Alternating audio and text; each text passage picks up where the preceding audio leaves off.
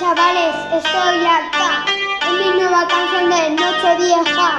Todos acá comiéndome las uvas. Y pues nada, todo el rato ya.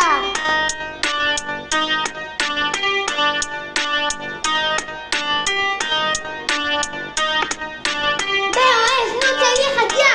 Vamos a comernos, nos dicen unas dietas. Le dicen sí, sí, ordenado, sí, estabilizado. Y me dicen un plátano.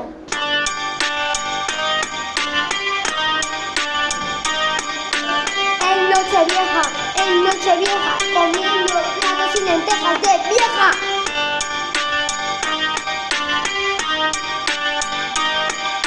Sintonía, mi nueva canción es de un lobo llamado Nando. Hacen una canción de la Nochevieja. Y aquí pues todos comiendo uvas hasta la décima. Más 2 décimas.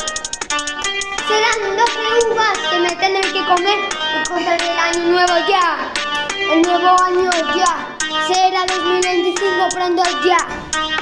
Nadie nos verá yéndonos por allá, haciendo cosas. Podemos comer, comiendo uvas, haciendo un trek. Se puede hacer, todos bailando con Sintiona Way. Estamos bailando, vamos a ver comida. Vamos a ver comida. Eso es lo que hay en una Nochevieja como esta. Ya. Casi 2025 comiéndome las uvas hasta que diga un pringo. Cuando lo haga nosotros no tenemos que hacer nada. Solo comer las uvas y ya está.